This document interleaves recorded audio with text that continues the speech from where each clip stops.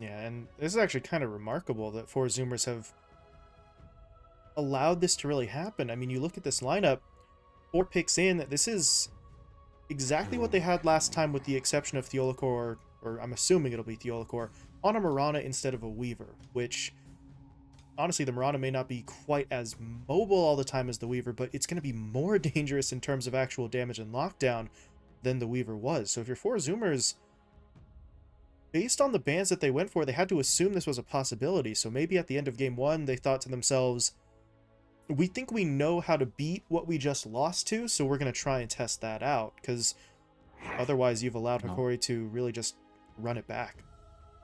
Yeah, I was just about to mention that maybe they look for the Costa Bile TB. Maybe that's their option here because Hokori can't really track down the illusions in the lane, and it matches up incredibly versus TA. But hey, Hokori, they're too smart. They're too far ahead. And now I'm scratching the back of my head here, thinking, do we look for instead the Costa Bile Chaos Knight? Is that where this draft is going? Do we try for that hero instead? Because that's what it feels like for Zoomers need. They need another stunner, they need another playmaker, and sure, in the Legion Commander, they got their secondary healer, which is gonna feel all right, but it just feels like their lanes feel messier than I think we've seen a lot of other teams kind of hash it out. You know, we've got this double melee off lane. If it is going to be a bounty 4 and a Legion Commander 3, Costa Bile is going to be forced onto someone who's going to provide, I can only assume, the burst damage here, because even though you're most likely going to have this Gunner Ember Spirit, everything is just a little bit of a question mark in the back of my mind. And it's not like they can go back and pick up, let's say, a Skyearth Mage to make this Legion Commander feel even more effective. I feel like they're kind of running out of time a little bit here. And honestly, I kind of want them to do that just because knowing four Zoomers, then you put the Bounty mid, then you put Costa Bile and the Ember Spirit, then things get a little bit funky. But I think without that funk, Hokori just have a very stable, very simple lineup yet again. Yeah, I don't really know what they select right now other than just going for the element of surprise that is going to put them in a favorable position draft-wise, as you were sort of alluding to. So maybe that is the call. We were sort of talking about the Bounty Hunter earlier on and the issues that it had had in that previous attempt. That was a Bounty Hunter in a core role.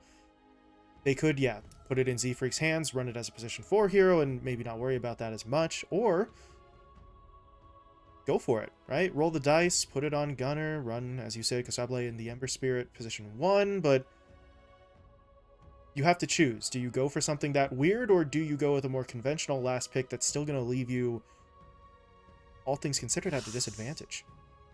Yeah, and I think Medusa Ban, don't know if it's necessarily warranted. It's definitely the safe pick. If four Zoomers were just going to farm and be happy, that's where they would definitely take the draft. But also, I feel like it would have been a miserable Medusa game just because you're playing versus Kunkka Mirana. If you're ever caught out, you really need everybody else in front of you, and it will be the Costa Bile CK. So we'll have to see if he gets a lot done here. That's your another playmaker. It's someone to come to their lane and gank. Not to mention now you're going to need to build up a lot of damage very quickly on Hokori. I'm just concerned about really everything else. And, well, at the very least, in the way that the draft has gone down here, it's been very obvious what Hokori has wanted. They need an offlaner. It's very simple to make that assumption. And I think that's where Vitali definitely got singled out a little bit here. I think the funniest thing they could pick would just if they immediately went for the Broodmother and then just tried to be incredibly annoying, even though it might not be the best pickup. But knowing Vitali, he likes to be the annoying guy. He either likes to be your Blink Stunner or he likes to be on the most obnoxious hero in the entire game. And if they don't go for the Broodmother, well, the Tide's still in the pool, the Mars is still in the pool. If they really wanted to, they could just go for the best offlaners still in the game. There's really not that many bad choices. I find it really interesting they ban out the Sand King as opposed to some of these other heroes. Oh, In Mag, okay, that's a different route to take for sure. Does this mean we're it's going to Yuma have... Mag. Okay, they swap everything up. This is a really interesting changeup, but there you go. Your Yuma Magnus back again. See it twice now. Many days, always a treat, because he plays this hero so incredibly well. So always fun to see. That does put Vitali now onto the Kunkka. So Pos 3 Hmm. Kunkka is eh. I mean, it's still a Kunkka. It still does what you want, but you're not quite going to see the same level of farming priority that we've seen from it at the 1 and the 2. So Tali may be a little bit further behind on that item progression, and the item progression may actually just even look different from him entirely, considering you're not going to have to rely on him nearly as much for damage output. Yeah, and at the same time, with the mag setup, now Analog's going to take the TA mid versus the Ember Spirit, which is a purely skill-based matchup. It feels like the TA should win it right off the bat, but you know, Gunner specifically and Ember Spirit players are very tricky. They're very effective with their spell usage, so it really comes out to be that 50-50. But at the same time, for Zoomers now, they're more active than their opponents. They simply have this Ember Spirit that can run around this time. We're not going to see him stuck in his lane or stuck in his jungle nearly as often as he was on the Troll. I'm just glad Gunner is actually able to make those rotations this time. Yeah, they need him to be active. That Troll Warlord whole scenario was Not a good look. hopeful, but still disappointing. Yeah, not a good look. So let Gunner be Gunner. Let him do what he's known for, right? Don't sort of contain him and limit the plays that he can make. So for Zoomers, see what they can do. They would very much love the 1-1 draw. It's not the end of the world if they don't get it. They're still in the mix, still have games left to play, but there's 2 days left in this group stage, and you do not want to be thinking about, okay, we'll need to get those points next time. You would very much love to get them right now, keep themselves in the hunt for one of those upper bracket slots. Meanwhile, for Hokori, they are not jumping on Mu just yet. Look at how long they wait, but they might have waited too long because the reinforcements are here.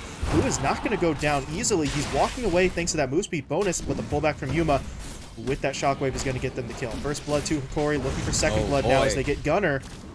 They did get him. Gardic has to sort of lay out for that one, but that is a very solid trade, and they might get a third because Z-Freak, he went for the Janata, and that's not helpful in terms of staying alive. Can he somehow get this? No.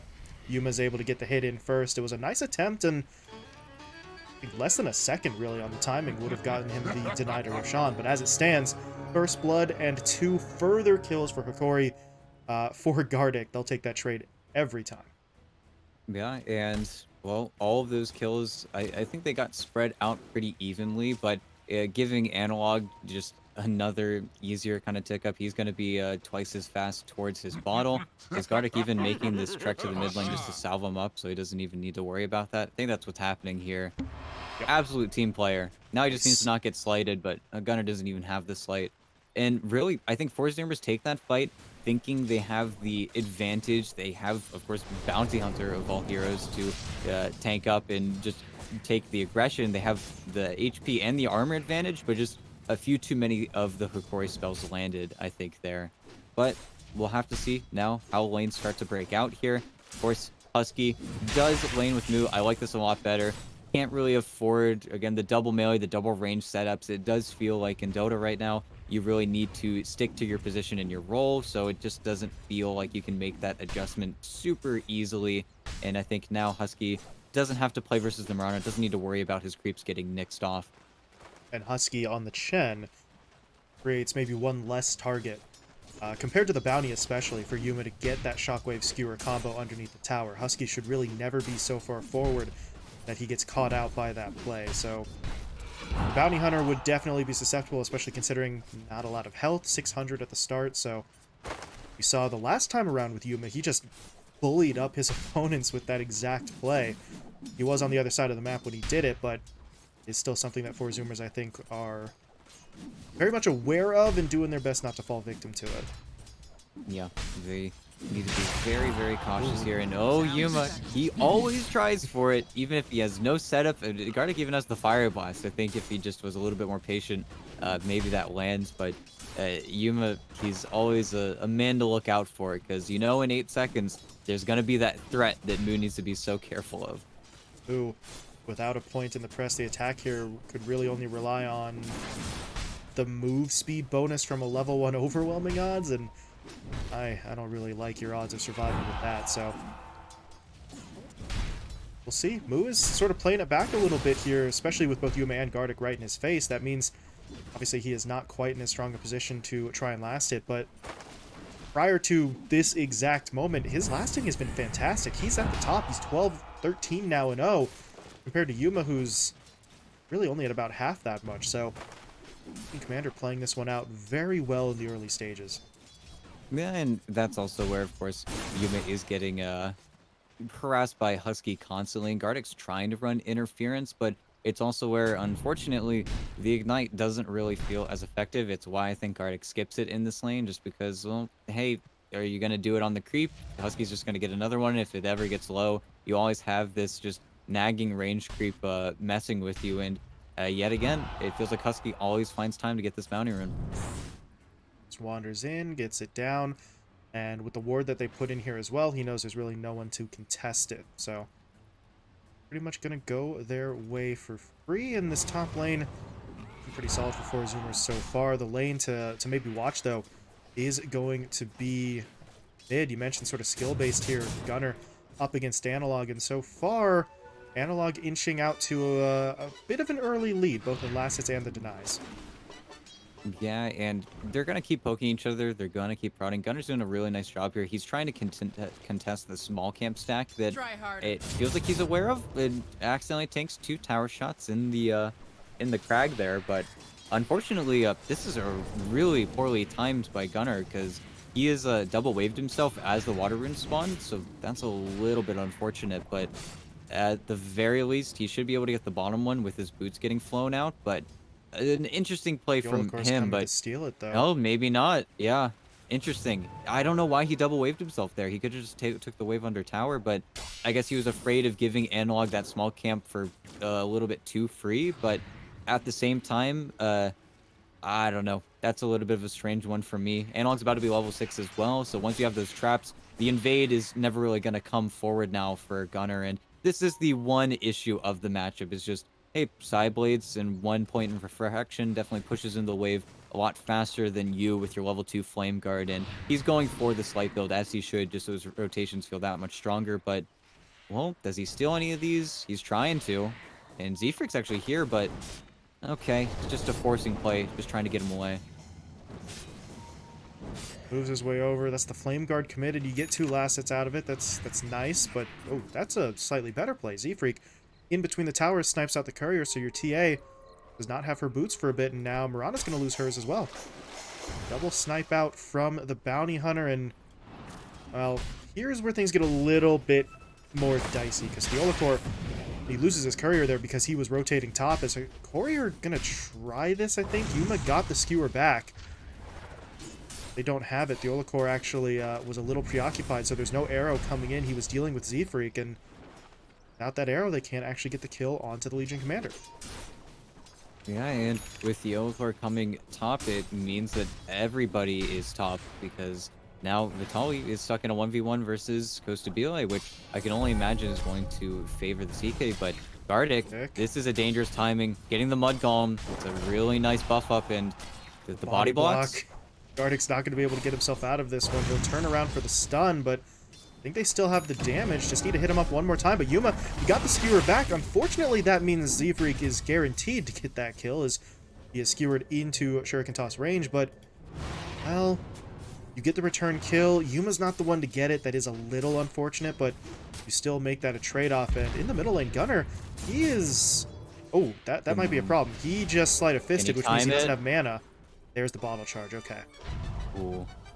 That was almost a sick play from Theolacor. He preemptively arrowed, just thinking that Analog would be able to finish off the kill on his own. If he didn't, then he'd immediately remnant into just the already set up Mirana, but just the patience and a few high ground misses, and Gunner's able to walk that one out. Pretty close, though, but those are the kind of plays that Gunner really thrives on, right? Just really running down the clock and trying to force out as much as he can from the other side. As up in the top lane, Z-Freak, he's still here. Did not necessarily back away. Theolacor on the opposing side did, so they have a slight numbers advantage and a Yuma who's at about half HP, but Salve is going to come through to start healing him up. Z-Freak wants to cancel it, though. We'll be able to do so. A level 1 Shuriken Toss, but cancel the Salve. Good enough. But now, how much do they really want to commit here? Because that Mirana is starting to maneuver towards the top lane. Z-Freak, okay. Going to be able to scout it out at least so they know that Mirana's here, and now they could lay a trap. Husky's coming over, but They don't have the same degree of mobility. Theolacor just leaps into the river and it'll be just fine. Yeah, and I honestly think that's where Force Zoomers might want to swap Gunner out here. Just have someone take the mid wave, take whatever farm analog shoving into them, because without the Ember, even though they've got the damage and they definitely have the burst, they simply don't have the control with the Bounty Chen. Not your most dynamic support duo. They don't really have that much lockdown. And no, Court gets hit up really hard, but without any levels up in the chains. Okay, Ooh. nice play. Got him with the slight and a DD rune as well. So that's a nice power spike for a Gunner to play around with now, but I really do think give Z-Freak mid lane, let him get his track. What Gunner should just stop showing off the map for a little bit here, and then see if you could catch maybe someone sticking around the top lane a little bit too long. And I think that's where Gardic, duel's already online. He just needs to find his TP, but I don't think they're gonna let him get it, and this is just gonna be a free kill and a free duel win. They're going to hold as long as they can, and Moo's getting a little body block, but he wants the duel. There it is. Okay. Ugh. Cutting it a little bit close there, but they were going to hold off long enough. So Moo gets a free win, and they'll get the tower off the back of it as well. So kills, tier 1, Gunner, quickly back to the middle lane with the jump. So they got really everything they wanted. Outside of maybe the Bounty Hunter picking up further levels. He's still only 4.5. That is unfortunate for them, but they're up by 3k gold right now, even without the Bounty Hunter having any track gold to work with. But down in the bottom lane, Kusable is going to get himself jumped in on Vitalia and Yuma trying to make a play. The RP even going to be committed, but do they have the damage? Press the attack comes through as Moo TP's in. Kusable, he's still not dead. He's trying to toggle the armlet. He's going to be just fine. Now they have to shift their focus onto Moo. As the Theolacor did arrive, he was able to throw out an arrow, but they still don't have the damage over and over again. They are coming up short, Moo. Vitalia needs one hit. If he can get the Tidebringer, that might be enough for it. But look at Moo dancing for his life. He's got a Tumbler's Toy there to get a little bit of a further push forward, and they're really just not catching him that quickly. Theolacor is going to give it a go. Yuma now even skewering forward, and the arrow will finally bring that chase to an end. But 4 heroes rotate down bot. They take nearly a minute to get a kill, and it's not the one onto the CK that they were looking for originally. Yeah, and certainly they will take it, but at the same time, Moo's fate was all but sealed. He already TP'd down there, but okay, on the analog now. Huge play. Theolacor leaps in. There's the Starstorm. Z-Freak should go down, but the trade is not good. Analog is dead, and now Theolacor is going to get rooted up and finished off. Zoomers really starting to feel themselves right now. It's even in terms of the kill count, but they're just getting so much more on the map. And now Yuma, he's going to get rooted up underneath the tower, may take a shot or two. He'll simply look for the TP out, and Gunner not quite having the damage to kill him off before that TP can finish. Yeah, maybe if he has 3 remnants there, we could see him try for it, but it's still just not something he's going to want to commit there. Already used his TP as well, so his mana is a little bit of a finite resource, but hey, Yuma escapes. He didn't stop farming, though. Yuma's a greedy man. He just TPs to the top tier 2 instead of the fountain, so he is going to need to find a reset in one way or another, especially because Z-Freak's not letting up, and there's definitely no kill potential here, but Yuma's going to get ran all the way back to the base. If not, I guess he's going to try to farm this, but this is still a little bit risky here because Z-Freak is constantly just poking, and do they have the control for him? This is a little bit of a whiff, I want to say, but at least you're giving space to Yuma. Theolacor is just kind of babysitting the mag at the moment. If it's just the Bounty Hunter, then this track isn't really going to matter all that much. Yuma will just continue to farm, but Z-Freak doesn't want to give up on it, and, well, he doesn't really have, I guess, anything else to do right now on the Bounty. There's no immediate kill potential anywhere else on the map, so he may as well just try and hound that mag as much as possible. But while that was going down, Vitalia was able to claim that tier 1 tower down bot, so Hokori get a little bit of extra gold into their pockets here. The question is, well, when are Hokori going to be ready to make a move? Yuma's got the RP back up, but he had to go for that Echo Saber first, which means the Blink still very much far away. Your Kunkka, he's got the armlet finished off now on its way out to him, so that helps him in terms of durability. Don't really know if it matters in terms of trying to actually find an initiation unless someone wanders into the range of the X, so Hokori have to sort of play it a lot slower here compared to Zoomers who want directly into the fight. They needed the Searing Chains, though, because Moo, well, Tumbler's Toy and Phase Boots is neat, but it's far from a Blink Dagger. They needed the root to actually set up for the duel. Yeah, and Moo, This is one game where I honestly feel like if he wanted to go for the armlet, I would have liked it maybe a little bit more, just because he does, or he has the Ember Spirit to actually help him set up in these side lanes. The Blink's certainly going to help find the TA, but it's just painfully slow farming after you get that Blink Dagger. You really need kills to help you accelerate forward, where I feel you can get Armlet and Blink Dagger pretty easily on this hero, and then you have the farming tool after and a little bit more damage to work with. The only problem with the rush is if your rotations really just aren't perfect, then it really does feel like you fall further behind than you otherwise would. But at the same time, if he gets the kills, hey, that's exactly what he needs for his team. The only problem is it looks like it's going to come at pretty much the same time that Yuma's going to have his Blink Dagger, and, well, Vitaly, with the bottom lane being one, making his movements on the map. You need to be very careful here on Zoomers. That X mark is brutal. He's got it pretty much maxed out as well, and this is a very large fight, though. Tully might be in some trouble. They're trying to track him down. They get the root. That's going to lead into the duel. That ghost ship did come through. That'll buy a little bit of time, but they still get the kill. They still get the win. And once Hokori realized just how many heroes there were on their Kunkka, the rest of the lineup just backs off. They're going to look for some sort of return on the mid-tier 1, but very quick move from Costabile to get himself in here to defend it. Those illusions from the TA won't be enough to take the objective. Yeah, and a really big kill, because that was your sole laner. If you look at Costabile versus Yuma, having that solo lane to himself has just put him in such a fantastic spot. He's almost level 12, 14 minutes into the game. That's exactly what you need. Unfortunately for Yuma, him having support stuck to him pretty much the entire laning phase, as well as Theliacore kind of being forced to stay there too, but, well, that's going to be a scouted smoke. Oh boy. Yeah, that's a little awkward, but look at the way Vitaly's just charging in. They might still find something. They're going to get the X down onto Husky.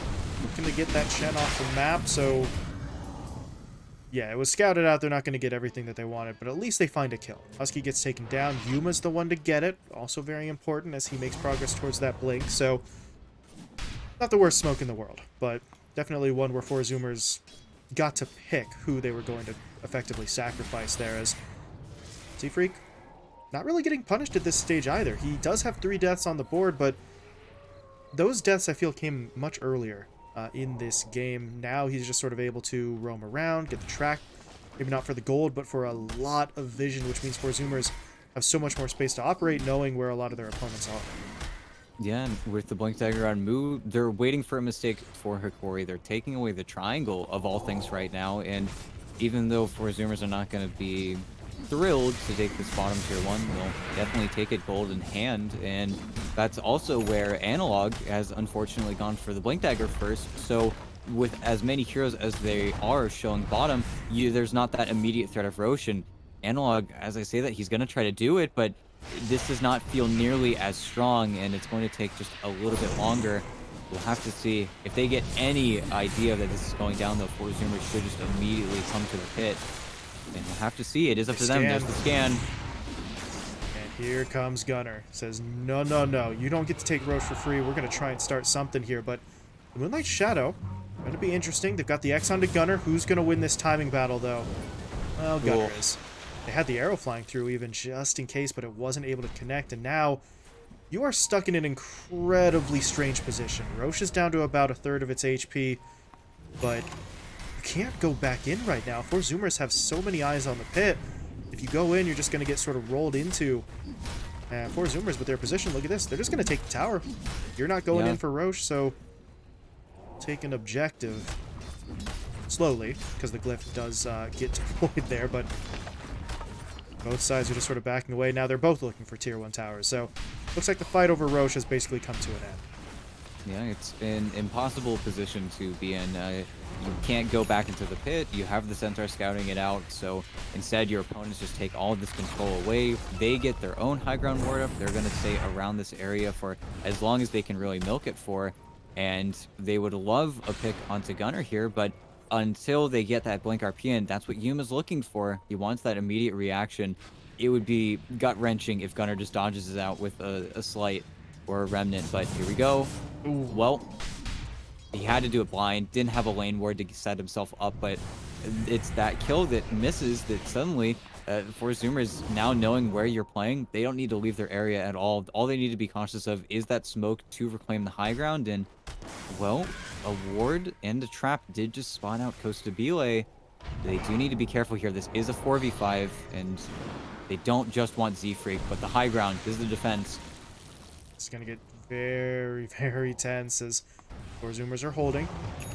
Won't want to overextend just yet. Gunner needs to rejoin them.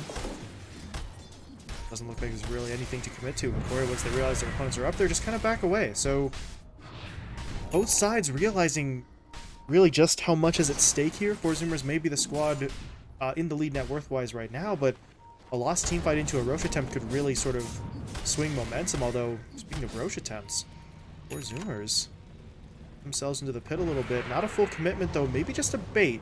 Looking to see if they can convince Hokori that they're doing this, as there is a trap in that pit. There's so much pressure on both these teams. They're not trying to give up the bad play. It's a very, very low kill game, but they know as soon as a pick happens, that it's immediately into the objective here. And I think that's why Costabile is just poking it for free, because he can really afford to when they do actually kill the TA trap finally. So now they're completely blind in the pit, with Four Zoomers still maintaining this control. The only problem is that Hokori, if they want to exert pressure on their opponents here, they need to start cutting the waves. They need to start getting these creep waves in, forcing onto the towers, because then it's very obvious where then Four Zoomers are playing. And, well, Gardic, he's trying to break the smoke here, but they don't want him. Okay. They're letting him go, even though they have full vision, and it's a very casual initiation. The jig is up. You're not going to be able to get anything more out of that. They might as well just take the kill. But Vitali, he threw the boat out there. Not a great position for it. And Gunner, sensing an opportunity, pushes in to get the root down onto the Mirana. And, well, there's both of the supports dead on the Hokori side. So you said they didn't want just Gardic. It's not going to be just Gardic. They get two, and that's going to open up the Roche pit, because Hokori, they can't push into a 3v5. Yeah, I really think the big misplay there is just coming in from Vitali, using the boat a little bit too late and too soon, because they weren't able to take the fight that followed, and he wasn't able to really save Gardic either, so it ended up really being worst case scenario. And hey, that's another objective that Four Zoomers pull, but the tension in this game and just everyone playing so carefully, nobody is really looking for the L here. It's a really different style of Dota, because they know what the stakes are in this game. Yeah, we've seen some faster paced play to this point in the group stage since that new patch dropped, right? But we're settling back into that sort of more cautionary style as we get into the back end, and points become so much more valuable, and by extension so much harder to come by, which, well, if you're Hokori, like we said, they already got the 1 point that they absolutely sort of needed to get, but they want to try and get themselves back into this. And I say back into it, ET, with such a low kill affair that we've had here. Honestly, they're only maybe one team fight away from just evening this up, and they do still have Yuma on the mag. Yeah, and it's been a very quiet Yuma Magnus. I think that really is where the game settles down. You almost favor Four Zoomers a little bit here, just because their carry is happily farming away. Meanwhile, Yuma is very pressed to find that initiation constantly. And okay, a kill on the Gunner would be massive, and the dodge is too perfect. And unfortunately, even though a lot of teams have been so good about setting up around those remnants, the Remnant is so far split away from where he actually is playing that they don't get that kill. They trade out for Mu, who then takes over the bottom lane, and well, you just lost a tier 2 tower for free here. It just feels like Four Zoomers are finding all the exchanges that they want, and it heavily, heavily favors them, as they can now put pressure really on this mid tier 2, and until you find that spell, again, we're looking for that RP, they're just going to continue to lose ground on Hokori's side. They need a new play. And this is exactly the reason why, in the aftermath of Game 1, you and I both said we need to see Gunner on one of his normal heroes, and right on cue. He'll make a play onto Theolacor, gets himself a quick and easy kill. When he has the freedom and the actual ability to be this mobile and active, good things tend to happen for Four Zoomers. He is having a fantastic game that frees up Costabile to just not really care much about anything other than his own progression and farming. Boy. And now they've got Analog. This is not good. Yeah. He's got to get away, but he has no mana left, no refraction anymore. And Hokori, this is ground that you can't afford to be giving up right now. You can't make any plays any further with those heroes dead, and okay, Yuma, I said he can't make any plays. He's going to give it a go, but that's not a great initiation. That duel, though, might backfire, as Yuma's going to be able to win it. Now Yuma's on low HP. BKB dwindling down, had to charge away. That means Vitali is now stuck in the middle of this. He was at least able to sort of save his buddy a bit, but they're still losing too much. The Olakor is going to get run down and taken out, so Warrior are in full retreat. Yuma has to get all the way back into the base, because with the track, they were tracking him, you know? But he makes the retreat back to the base. That's still going to be a loss, even though they get the dual win on Hokori. Yeah, and okay, sure, Mu gives up a duel over to the Magnus, gives him a free 20 damage, but it's still not going to be enough to change the tides. And before that, I mean, Mu had perfect positioning there, being there immediately for the RP, not getting caught in the RP either, just having that reactionary blink, and without Yuma having the horn toss or any immediate reposition, you need to find a way to disconnect that LC constantly from those targets. And well, the play that's been waiting for pretty much 10 minutes, unfortunately, that's not going to be it for Hokori. And now this is an interesting smoke up. They go on really, I think, nothing, and Z-Freak again, playing spoiler. He just kind of stops any aggression coming out here.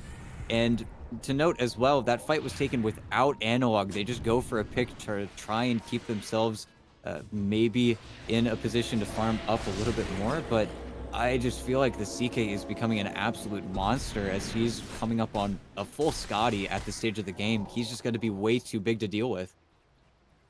I don't know. Hokori, not sure if they're aware just how limited their time really is becoming now. Like you said, with that Scotty finished off, Sable really isn't going to have to care about basically anything, even with his Aegis expiring about 20 seconds from now. So they still need to try and make a move. RP's back up in about 10 seconds, so they do have some potential. But we've been saying that all game long, and Yuma, he still hasn't died yet. 3-0-4 is still impressive, but he has yet to make that big RP, that big sort of splash that decisively wins his team a fight. Yeah, and well, Yuma getting tracked down here. Oh, he's gonna have to BKB TP. Oh, will BKB blink TP, but it's still forcing himself across the map. I think that's supposed to be like finishing up his full Scotty, so really there is no opportunity. They need to run away. They need to buy a lot of time, especially for Analog, who needs this BKB. Otherwise, there's just way too much control from 4 Zoomers coming in from Gunner and Costabile, and well, Gunner's set up on Vitali. Don't know if he gets this. He needs a layup from one of his teammates, and I don't think it's there, but still run back to the base, and they've forced heroes out of the top lane, out of the bot lane. So now, yeah, the map is drawn, the line is drawn. They're just trying to cut off their opponents right now, and that's why they're sending these illusions across the creep waves. They're not going to TP back. They're looking to keep their opponents in their base. Yeah, even the Chen splitting up the army here to try and keep some of those lanes pushed in a little bit more. So they know the position that they're in. They're going to settle into a siege mode, and Hokori, they've got to try and break the encirclement somehow, but any maneuver that they look for that doesn't include like a 3+ man RP or some sort of crazy X boat play, it's going to be so incredibly risky for them. But they are just slowly but surely venturing out of the base. They've spotted Z-Freak, but they don't get the pull back. The dust is there, but without Z-Freak in position, there's no actual target. And now, look at Gunner. Looking to turn this one around, but he's going to get a little bit scary. Kosable, though, joining the fight.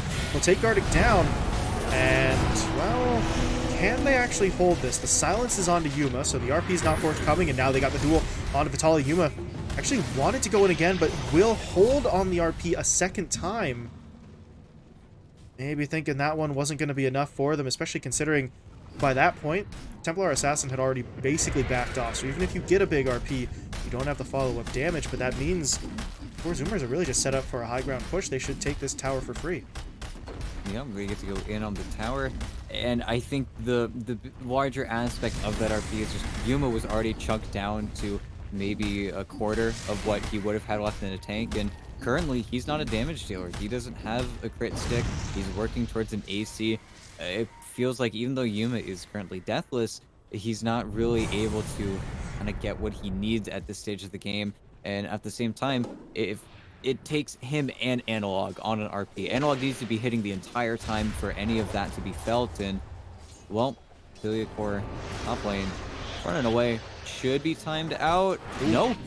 Well, too tight. And now, yep, he's just farming. He knows kind of his number is up here. He's going to make him work for it, but right into the hands of the LC. Well, that's, yeah. Blink beats Leap there as Moo gets a free win. And I did mention earlier that, you know, they were going to be able to take that tier 3 tower. They showed a remarkable amount of respect to the Hokori lineup by really not trying to force the issue there. Still leaves them up by nearly 10k, but they do leave that objective on the table, and Hokori are going to have a chance now to finally get this fight going. But you said what they need, right? They need the big RP, they need Analog doing full damage for an entire fight. Just hasn't really come together for them just yet. Too many things that sort of have to fall into place perfectly for them right now. Yeah, and that's where Zoomers are also feeling really comfortable. It is going to be the longest possible Roche spawn, which always favors the team that's behind, but it also just means that Zoomers get to focus on these waves and catching the rats, trying to plan the edge here. And unfortunately, Ophelia Core doesn't really care too much about his life. Vitaly getting tracked down, though, that's a much bigger problem, and he does not have a BKB. And I think they might need to TP down the CK, or no, the CK is actually just already here, and, well, that's a free kill and another duel win. Boom. Really getting it going, even has the Blade Mail there, just in case he's dueling someone that can actually hit him hard enough, but up to plus 60 now. Vitaly dead again, 45 seconds on the sideline, unless he buys back, and very truly doubt that he buys back at this point. But now Hokori, well, even without Vitaly, they're going to try and smoke up. The problem is there's no one on this side of the map, really. Closest target is Gunner mid, and they've tried multiple times to get onto that Ember Spirit. Very few of those attempts have succeeded, and now Z-Freak's just going to break up the whole thing, and they won't even go in onto him. No, this is getting ugly, and that's who they were smoking for. They were looking for Gunner playing by himself after seeing 3 heroes go bottom, but hey, there's no high ground ward. Gunner should just be able to get this kill on Gardic, but that's where Kostabila, he's looking in deeper. Sentry gets placed a little bit late. They get a glimpse of the Mirana, but unfortunately, just nothing. Just no play. Core is able to walk out with the gem, but they're still just whiffing on Gunner, and Yuma, he sees him on the low ground, but he doesn't feel like he has enough damage, and yeah, he keeps going for these skewers, but it's just not enough. He's also just terrified because Moo is not showing anywhere. They need to somehow force Moo to show on a side lane and then find the jump onto Gunner. Otherwise, there's never going to be that confident play. There's always going to be that thought in the back of your mind that even if I get this, what seemingly appears to be an alone Ember Spirit just turns out to be another press the attack purge into a slight dodge, well, then you don't have RP, and RP could mean racks at this point, and it certainly is not going to be a Roche contest because this is just free and way too quick. They are just getting after it immediately. Roche is down in really only a couple seconds. They did scan, so they know this is where their opponents are on the Hokori side, but that knowledge isn't really going to be overly helpful because they can't do much about it. Aegis into Kostabile's hands. Gunner was the one to grab himself up the shard, so those remnants are now going to be that little bit more dangerous in these fights. Might be able to break up the positioning of Hokori if possible, so already at a rather sizable disadvantage looking for some sort of RP initiation. Now the rest of the lineup has to be careful where they stand. Ooh, bottom. Z-Freak doing a little scouting. Down the tracks. Moo's got dangerous. The blink. They need to be careful because Yuma, he can't BKB TP. Oh no, no, no, no, no. This is not good. He's got spider legs to make him work for it, but without the RP landing, this is just really unfortunate. Oh no. Oh, before he could make the play because he knew where Moo was, but because of the dual threat, it just ends up getting cut off, and Vitaly gets picked up by Kostabile as well. Everything is just so bad for Hokori right now, and they're continuing to get run back. Everybody is now going to be forced onto the high ground. Analog can't make a break for any of the waves, and they got him rooted. They have him silenced. BKB. Okay. BKB should keep him safe. They got the arrow actually, but Gunner, oh my god, gets an assist from Moo. The overwhelming odds there into just Gunner clearing it out. That is... They've been outclassed, I think. I think this game it might just be very quickly over here with the glyph committed and no BKB on analog.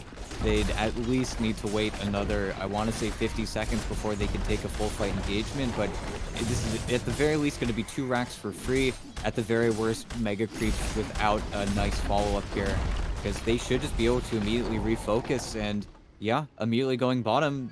A lot of times you see teams back off just because the long walk across for the racks doesn't feel too good, Oh, but they they saw smell Vitaly. blood. They don't get onto him, but What if were you're the Hokori, racks? you got to do something.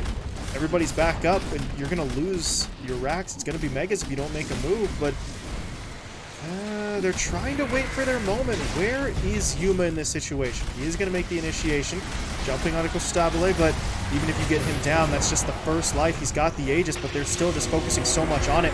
They've got to try and get the kill, but they're not going to be able to get anyone. Yolakor's the first to fall. Moon now jumps in for the duel. Vitaly taken down. Yuma pops the BKB. Still no RP, though, for 20, so he has to fall back to the fountain. While he does so, that final lane of racks was taken. So the Megas have been acquired. For Zoomers just corralling their opponents back towards that fountain. I don't know if they can really do this as Costabile getting a little greedy there, but he gets the kill. Toggling the armlet just fine. Maybe taken down here, but Yuma misses the skewer. Costabile now wants back in. They've caught out Analog. TA dropping low. Refraction was burned through instantly. And I think at this point we might just be waiting for the GG call, because Hokori, they don't have anything to really do. Maybe Yuma can get a blink. No, it's on cooldown. He took the damage, so he wasn't able to go for the blink skewer play. He'll get the RP off now, but Costabile, he pulled him in the middle of the skewer. Move still dies, but it's not enough. And there's the GG coming out as the fountain farming begins. For Zoomers, well, we said that they wanted that 1-1 draw. They salvaged that point, and that could make all the difference for them down the road. Yeah, and really, I can't believe we had such a fine line that Hokori were drawing for such a long time there around that first Aegis. As soon as that gets blown wide open, then everything kind of goes in for Zoomer's favor. At the same time, just a really clean game. They kind of used this bounty hunter almost like a Nyx assassin, where Zfreak was just finding so much for his team. They were constantly aware of which side of the map Hokori were playing on. And I really think the decision to bring up Theliacore towards that top lane, dragging Z-Freak there as well. I don't think Vitaly got enough done with his level advantage, where Costabile, he's the one showing up mid, he's the one farming his Ancients, he never really skipped a beat, and you can't say a better hero than Chaos Knight to get that fast level 12, just getting those levels as soon as you can. And I think that's really where Hokori's game plan just kind of started to fall apart, not to mention Gardic really didn't feel like, at least in the early game, he was able to make a lot of space for Analog and Yuma. A lot of times, Analog was getting played up on in his own jungle. Again, Z-Freak and Gunner were just a little bit too effective at kind of playing across the map, where I think Hokori, they didn't have that big threat, and when it came down to it, I think Yuma, he just didn't have that confidence to find the RP play soon enough. And of course, they picked it into LC. They knew what they were getting into. We just didn't see, I think, as active or as clean of a play from him, and they absolutely needed it, especially with Analog getting picked up on this TA. You didn't have that secondary playmaker. They fell into the same trap that 4 Zoomers did in game 1. Yeah, then we were sort of looking at them saying that they were kind of running it back a bit with a similar lineup, but it's just that minor change, right? You put the Yuma mag in there, so the Kunkka now is in the 3 instead of the 1, and that brief, or minor change rather, is enough to really kind of throw everything out of alignment, especially when 4 Zoomers are playing that well. So really, you go down the checklist for 4 Zoomers. They get the 1-1 draw, fantastic. They put Gunner on a more active hero, good. They prove that the Bounty Hunter is still useful at the 4 rather than the weird, I think it was a position 2 bounty we saw the last time. So every single adjustment they needed to make, we saw from them, and the results kind of speak for themselves. 29-9 as they get that win. Yeah, and I think really another strategy that every team needs to be very cautious of coming against for Zoomers here, it's the double heal. It's something that you either need to look at heroes like the AA, possibly again, bring him back up. Be very cautious, because once healing gets good, and 4 Zoomers certainly make it look good, then you either need to kill them off outright, or you need to pick up more of these sort of pseudo burst damage heroes like the Timbersaw, because you are clearly getting kind of outrun and outpaced by 4 Zoomers here. And of course, 3 of their heroes naturally heal, but it just feels like it's way too much, and teams really need to start being careful because if that's the way the meta is shifting, this is definitely a strategy that's working for them. Yeah, they know which way the wind is blowing right now, it seems. So four Zoomers salvage that 1-1 draw again. That moves them into a tie for second place. Everybody now trailing Hokori. So we are going to be moving on. First series of the day in the books. Some high tension stuff in that one. So we're going to sort of maybe chill just a little bit with our second series. It's going to be King of Kings taking on Dog Champ, a pair of squads who already know they are consigned to the lower bracket. So the stakes take a bit of a downturn. Not to say that it's not going to be as competitive. It's just maybe tensions will be a little bit lower for that matchup. Either way, though, we are going to be pushing into it in about 5 to 10 minutes here. So we will step away and we'll be back for the start of the Game 1 draft between APU King of Kings and Team Dog Champ